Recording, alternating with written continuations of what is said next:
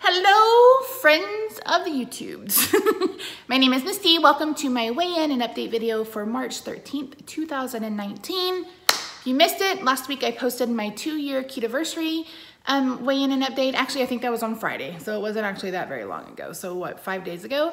So all of that has information on my non-scale victories, what I was weighing in for the month of March. I answered some frequently asked questions that I always get, like plant-based, why I have weight loss surgery, etc., etc. And then I answered some of your questions at the end. So that video is on the channel if you want to watch it. I know not everybody has 45 minutes out of their life to listen to me blabber on, but yeah. So in this video, we're going to weigh in. Like I said, I'm going to share my weight for this week, kind of talk about what's been going on and since I last saw you, and some plans for going forward for the next week. So last week I weighed in at 370 pounds. This week I'm weighing in at 373. So it's a 3-pound gain, and I'm actually okay with this gain because I figured out what the hell was going on. Not only am I dealing with swelling, so I have arthritis and I have, you know, issues with my joints and stuff where they swell. I mean, here's my ring. If you guys watched that last video, you know I was moving this up and down, no problems. I'm just swollen. I'm dealing with so much swelling because of the weather. My body just, and it's been up and down. I mean, like Thursday, Friday, Saturday of last week, we were in the high 70s, almost 80, and then on Sunday it was back down in the 50s again. So my body is just like, we're gonna do what we do until you get some consistently weather. It's either consistently cold or consistently warm. At this point, I don't care. I just want it to be consistent. And the other issue that I've realized is that, and this is TMI, so don't listen if you don't want to, but one of the medications I'm on for my myasthenia gravis is called Mestadone. And I'm actually on the generic, which is called pyridostigmine. And the side effect of that is it causes really bad diarrhea. It just is what it is. So much, in fact, that when the doctor very first prescribed it, she was like, oh, or my neurologist, she was like, yeah, take 4 or 5 Imodium a day, you'll be all right. And I remember going, what the hell? And no, she was right. She was right. But since I've been on insulin, I haven't had any issues with it. Like I've actually had the reverse, the exact opposite happen. So I think some of the weight gain has been just me not being as regular as I used to be. I mean, used to, I was going 3, 4, 5 times a day, and now I'm going every couple of days. So I think my body is just struggling to get used to that again. And it's okay. So I know when I get on the scale and I'm up that it's either swelling if, you know, my rings are tight, or it's the other issue because I'm continuing the keto. I'm not so much doing carnivore as much because I've added in some seeds, hemp seeds, chia seeds, flax seeds. I've been making crackers, those kinds of things. The other day I wanted chips and queso. So I ordered the queso and I had it with flaxseed crackers. So just, you know, going with what I want and just trying to ketofy it as much as I can because I'm hashtag keto AF. Keto after 40, hashtag keto after 40, hashtag keto AF, hashtag keto life. So yeah, but other than that, things are going well. My blood sugar has been under 200 for the most part. My fasting numbers are still running a little higher, and that's honestly because of me. I was trying to wake up at 7 every morning and then eat every 2 hours, and I've just kind of been lackadaisical about that. A lot of it is because I switched from Zyrtec as my nightly allergy pill to Benadryl. And Benadryl, holy Moses, Benadryl knocks me out.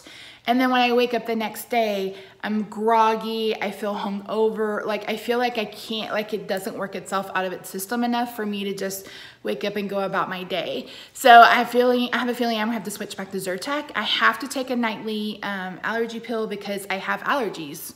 It is what it is. I mean, I'm allergic to mountain cedar. Didn't have allergies till I moved down to Texas.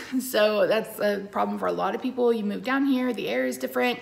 And a lot of people are allergic to mountain cedar. And unfortunately, mountain cedar is just, it's just high. It's high all the time. So I'm always dealing with allergies.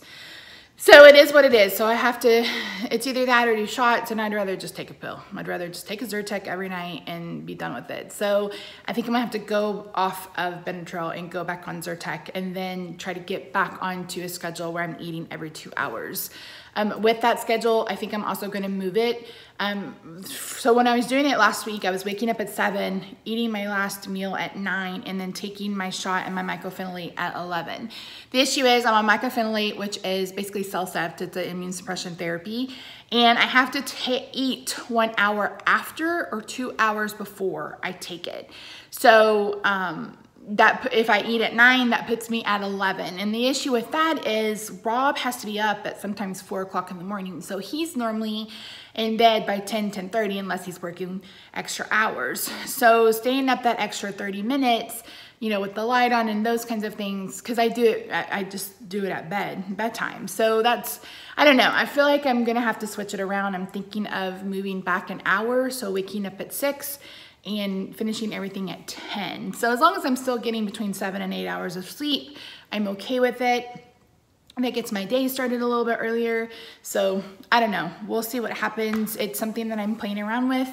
I talked about it in the update video, but if you are like me, you're type 2 diabetic and you're doing keto, but you're also intermittent fasting and you're having issues with your blood sugars, stop fasting. You just have to stop fasting. Today it hasn't been an issue. I think my blood sugars are up a couple of points since I fasted this morning, but that's just not true of every day. So if you are fasting and you're having issues with your blood sugars being elevated, don't fast for a couple of days and see if that helps. In fact, eat more often. Like I said, I'm eating every 2 hours. It's basically the only thing besides the insulin that I've been doing to help keep my blood sugars consistent throughout the day. And what I've been doing is I take NPH at night. So I'm up to 80 units. That I think 100 units is going to be the sweet spot, but I'm trying not to get there yet. So I take 80 units at bedtime. And then when I wake up in the morning, if I'm over like 150, 160, I've been taking a small shot of my Novolog. So for those of you who don't know, Novolog is a rapid acting insulin. This is one that you take with meals. That way it's immediately. So what insulin does is insulin removes the excess glucose in your blood and helps it go into your cells. That's what insulin resistant is, that your body your cells can't absorb all the glucose, and so it stays in your blood. And insulin is what helps move glucose into your cells to give your cells food. So this does it a little bit quicker. The one I take overnight is Novolin. It's also called NPH. It's a mid-acting insulin. So it's between Lantus and Novolog. So that's why, I get about, my doctor said probably 5 or 6 hours before, the fasting state takes over and my liver starts dumping glucose. So that was a little science lessons. I can't promise you that it was correct because I'm not a scientist. I went into education, I'm not a scientist. I'm an educator. I'm not a scientist. But I do a lot of research, like I said, for myself, just to make sure that I'm doing what I need to do that's helping my body. And it's just one big experiment. So I know I do better with carnivore. I am trying to add in the seeds and stuff. I am still researching CBD oil. I'm pretty sure I'm gonna order some this weekend. Rob gets paid on Friday. For Pure Kana, they have capsules. They also have drops under your tongue. So I'll be documenting that just to see if I get any relief from the back pain. I mean, it's been so bad. I've been taking Tramadol twice a day, and for a couple of days I took it 3 times a day. My doctor said, no, Misty, no. But this has been the worst pain that I've been in a really long time. And that's another reason why I'm looking forward to consistent weather, because again, when it's up and down like this, it causes a lot of back pain too. So that's it. I think you can see my Roxy Sue Bear right there. Roxy. Hey, Mama. Roxy. There he is. Hi, Mamas. Can you say hi to the peoples? She's like, shut up, Mama. She's been getting underneath the covers. That's not something, she's not a normal cat. Like, she doesn't get in our laps. Like we have to be laying down horizontal for her to get on us to get loves. And she doesn't like to she doesn't like to be covered up. But the last couple of days, I'll get into bed with her so she'll get her kitty loves. And I've been lifting up the comforter and she's been getting underneath the bed. So that's been pretty cute. But yeah, so that's it, guys. It's my first day back on Phentermine. I feel it. I'm like, let's get something done. So yeah, so anyway, thank you so much for joining me. I hope you have a fantastic week. Have a great weekend. This weekend, we're going to Rob's favorite restaurant, which is Two Guys from Italy. If you've never been, it's off of Webb Chapel and 635.